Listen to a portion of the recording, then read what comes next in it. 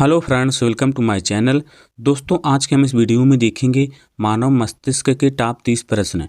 और दोस्तों, जितने प्रश्न हैं अच्छे लेवल के हैं और सिलेक्टेड प्रश्न लिए हैं। दोस्तों, यदि आप सब किसी एग्जाम की तैयारी कर रहे हैं तो यह वीडियो आप सबके लिए बहुत ही हेल्पफुल होने वाला है। चलिए दोस्तों, यदि वीडियो को देख रहे हैं तो बिना स्किप किए हुए पूरा देखिएगा। चलिए दोस्तों, हम देखते हैं पहला प्रश्न है, मनुष्य के मस्तिष्क को कितने भागों में बांटा गया है। बहुत ही इंपॉर्टेंट प्रश्न है दोस्तों। तो मनुष्य के मस्तिष्क को कितने भागों में बांटा गया है? 3 भागों में बांटा गया है। यानी कि इस प्रश्न का सही आंसर होगा ऑप्शन बी। कौन सा सही ऑप्शन होगा दोस्तों? Option B. अगला प्रश्न है दोस्तों, मानव कपाल में कितनी हड्डियां पाई जाती हैं। बहुत ही इंपॉर्टेंट प्रश्न है दोस्तों। मानव कपाल में कितनी हड्डियां पाई जाती हैं? 8 हड्डियां पाई जाती हैं दोस्तों। यानी कि इस प्रश्न का सही आंसर होगा ऑप्शन ए। अगला प्रश्न है दोस्तों, अग्र मस्तिष्क के कितने प्रकार कौन कौन से हैं। तो दोस्तों, अग्र मस्तिष्क के कितने प्रकार कौन कौन से होते हैं दोस्तों? तो अग्र मस्तिष्क के 3 प्रकार होते हैं दोस्तों। कौन कौन से होते हैं देख लेते हैं। सेरेब्रम होता है, थैलेमस होता है दोस्तों, और हाइपोथैलेमस होता है। यानी कि दोस्तों, इस प्रश्न का सही आंसर हो जाएगा ऑप्शन डी, उपरोक्त सभी। अगला प्रश्न है दोस्तों, मस्तिष्क की सुरक्षा के लिए मस्तिष्क के ऊपर कितनी परत होती है। तो दोस्तों, कितनी परत होती है मस्तिष्क के ऊपर? 3 परत होता है दोस्तों। यानी कि इस प्रश्न का सही आंसर होगा ऑप्शन डी। अगला प्रश्न है, मानव मस्तिष्क हड्डियों से बने जिस ढांचे में सुरक्षित रहता है उसे क्या कहते हैं। तो दोस्तों, उसे क्या कहते हैं? न्यूरोक्रेनियम। क्या कहते हैं दोस्तों? उसे न्यूरोक्रेनियम। यानी कि इस प्रश्न का सही आंसर होगा ऑप्शन ए। अगला प्रश्न है दोस्तों, मानव शरीर की किस अंग की पुनर्निर्माण की क्षमता सबसे कम होती है। तो दोस्तों, किस अंग की पुनर्निर्माण क्षमता सबसे कम होती है दोस्तों? मस्तिष्क की सबसे कम पुनर्निर्माण की क्षमता होती है। यानी कि इस प्रश्न का सही आंसर होगा ऑप्शन डी। अगला प्रश्न है दोस्तों, मस्तिष्क के सबसे बड़े हिस्से का क्या नाम है। तो दोस्तों, मस्तिष्क के सबसे बड़े हिस्से का नाम क्या है दोस्तों? परमस्तिष्क है। यानी कि दोस्तों, इस प्रश्न का सही आंसर हो जाएगा ऑप्शन बी। अगला प्रश्न है दोस्तों, ध्वनि की संवेदना मानव मस्तिष्क में लगभग कितनी देर तक रहती है। तो दोस्तों, कितनी देर तक रहती है? 0.1 सेकंड तक रहता है। यानी कि इस प्रश्न का सही आंसर हो जाएगा ऑप्शन बी। अगला प्रश्न है दोस्तों, मानव शरीर के किस अंग का प्रत्यारोपण किया जा सकता है। तो दोस्तों, मानव शरीर के किस अंग का प्रत्यारोपण किया जा सकता है दोस्तों? मस्तिष्क का प्रत्यारोपण किया जा सकता है। यानी कि इस प्रश्न का सही आंसर होगा ऑप्शन सी। अगला प्रश्न है, मानव मस्तिष्क के स्मरण शक्ति को नियंत्रित करने का कार्य कौन करता है। बहुत ही इंपॉर्टेंट प्रश्न है दोस्तों। मानव मस्तिष्क के शक्ति को नियंत्रित करने का कार्य कौन करता है दोस्तों? सेरेब्रम करता है। यानी कि दोस्तों, सेरेब्रम हमारा क्या है? इंग्लिश में शब्द है, और इसी को हिंदी में क्या कहते हैं दोस्तों? प्रमस्तिष्क कहते हैं। यानी कि दोस्तों, इस प्रश्न का सही आंसर हो जाएगा ऑप्शन ए। अगला प्रश्न, मानव मस्तिष्क में दर्द की अनुभूति किस हिस्से से होती है। तो दोस्तों, मानव मस्तिष्क में दर्द जो है की अनुभूति किस हिस्से से होती है दोस्तों? थैलेमस के हिस्से से होती है। यानी कि इस प्रश्न का सही आंसर हो जाएगा ऑप्शन बी। अगला प्रश्न है दोस्तों, मानव मस्तिष्क में ताप को नियंत्रित करने का कार्य करता है। तो यहाँ दोस्तों, जहाँ तप है यहाँ ताप हो जाएगा। मानव मस्तिष्क में ताप को नियंत्रित करने का कार्य कौन करता है। तो दोस्तों, कौन करता है? हाइपोथैलेमस करता है दोस्तों, मानव शरीर में ताप को नियंत्रित करने का कार्य। यानी कि इस प्रश्न का सही आंसर हो जाएगा ऑप्शन सी। अगला प्रश्न है, मानव मस्तिष्क में नींद चक्र को कौन नियंत्रित करता है। दोस्तों, मानव मस्तिष्क में जो है नींद चक्र को नियंत्रित कौन करता है? हाइपोथैलेमस करता है। यानी कि इस प्रश्न का सही आंसर हो जाएगा ऑप्शन बी।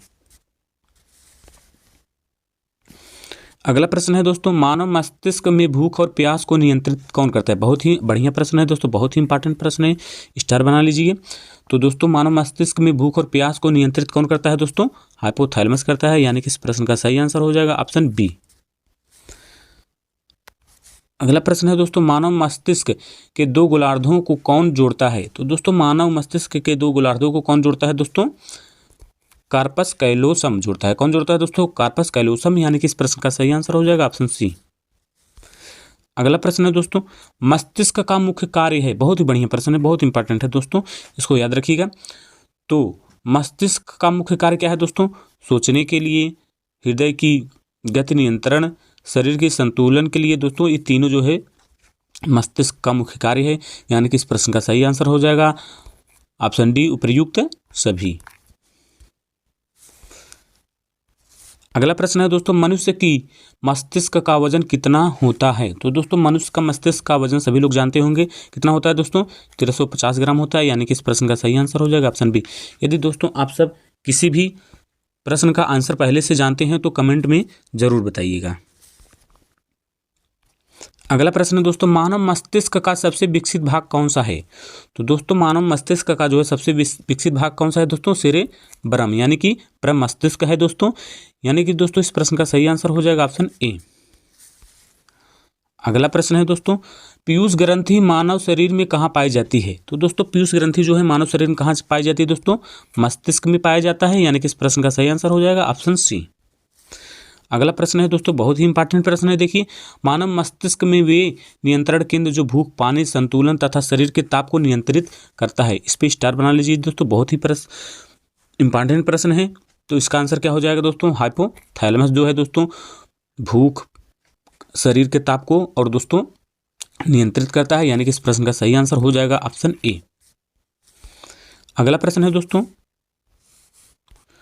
मानव शरीर में श्वसन कार्य का केंद्रीय नियंत्रण कहाँ से होता है? तो दोस्तों मानव शरीर में श्वसन कार्य का केंद्रीय नियंत्रण कहाँ से होता है दोस्तों? मेडुला ऑब्लांगेटा के द्वारा होता है दोस्तों। यानी कि इस प्रश्न का सही आंसर हो जाएगा ऑप्शन बी। बहुत ही इंपॉर्टेंट प्रश्न है दोस्तों, स्टार बना लीजिए। अगला प्रश्न दोस्तों, जन्म के बाद किस ऊतक में कोई कोशिका का विभाजन नहीं होता है? बहुत ही बढ़िया प्रश्न है, बहुत ही इंपॉर्टेंट है दोस्तों, उसको याद रखिएगा, स्टार बना लीजिए जो है दोस्तों। तो किस में नहीं होता है कोशिका विभाजन दोस्तों? तंत्रिका में नहीं होता है दोस्तों कोशिका विभाजन। यानी कि इस प्रश्न का सही आंसर हो जाएगा ऑप्शन बी। अगला प्रश्न दोस्तों, मानव मस्तिष्क में दबाव की अनुभूति कौन कराता है? बहुत बढ़िया प्रश्न है दोस्तों, बहुत इंपॉर्टेंट, याद करिएगा उसको। तो दोस्तों मानव मस्तिष्क में दबाव की अनुभूति कौन कराता है दोस्तों? कौन कराता है? थैलेमस कराता है। कौन कराता है दोस्तों? थैलेमस कराता है। यानी कि इस प्रश्न का सही आंसर हो जाएगा ऑप्शन बी।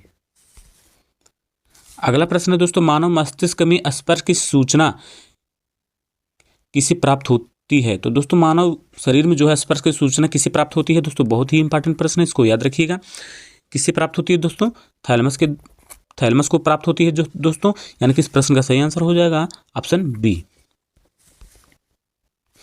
अगला प्रश्न है दोस्तों, मानव मस्तिष्क में संवेदी संकेतक के रूप में कार्य कौन करता है? तो दोस्तों बहुत ही इंपॉर्टेंट प्रश्न है, बताइए आप सब कमेंट में दोस्तों कौन कार्य करता है? थैलेमस करता है। यानी कि इस प्रश्न का सही आंसर हो जाएगा ऑप्शन ए। अगला प्रश्न है दोस्तों, मानव मस्तिष्क में चेतना शक्ति को नियंत्रित करने का कार्य कौन करता है? बहुत बढ़िया प्रश्न है दोस्तों, चेतना शक्ति को नियंत्रित करने का कार्य कौन करता है दोस्तों? सेरेब्रम करता है। यानी कि इस प्रश्न का सही आंसर हो जाएगा ऑप्शन ए। अगला प्रश्न है दोस्तों, मानव मस्तिष्क के बुद्धि का केंद्र किसे कहा जाता है? बहुत इंपॉर्टेंट प्रश्न है दोस्तों, इसको याद रखिएगा। मानव मस्तिष्क के बुद्धि का केंद्र किसे कहा जाता है दोस्तों? सेरेब्रम को कहा जाता है दोस्तों बुद्धि का केंद्र मानव के। यानी कि इस प्रश्न का सही आंसर होगा ऑप्शन ए। अगला प्रश्न है दोस्तों, मानव मस्तिष्क का कौन सा अंग निगलने और उगलने का नियामक केंद्र है? बहुत ही इंपॉर्टेंट प्रश्न है दोस्तों, उसको याद रखिएगा, स्टार बना लीजिए। तो दोस्तों मानव मस्तिष्क का कौन सा अंग निगलने और उगलने का नियामक केंद्र है तो दोस्तों कौन सा है दोस्तों? मेडुला ऑब्लांगेटा है दोस्तों। यानी कि इस प्रश्न का सही आंसर हो जाएगा ऑप्शन ए। अगला प्रश्न है दोस्तों, तंत्रिका कोशिका किस माध्यम से सूचना का संचालन करती है? तो दोस्तों बहुत ही इंपॉर्टेंट प्रश्न है, तंत्रिका कोशिका किस माध्यम से सूचना का संचालन करती है? तो दोस्तों किस माध्यम से करती है दोस्तों? इलेक्ट्रिक इंपल्स के द्वारा करता है दोस्तों। किसके द्वारा? इलेक्ट्रिक इंपल्स के द्वारा। यानी कि इस प्रश्न का सही आंसर हो जाएगा ऑप्शन बी। अगला प्रश्न है दोस्तों, और यह प्रश्न इस वीडियो का लास्ट प्रश्न है दोस्तों, तंत्रिका तंत्र से संबंधित अध्ययन को क्या कहा जाता है? तो दोस्तों क्या कहा जाता है? न्यूरोलॉजी कहा जाता है। यानी कि इस प्रश्न का सही आंसर हो जाएगा ऑप्शन सी। यदि दोस्तों आप सब हमारे चैनल पर पहली बार आए हैं तो हमारे चैनल को सब्सक्राइब करें और लाइक करें, दोस्तों में शेयर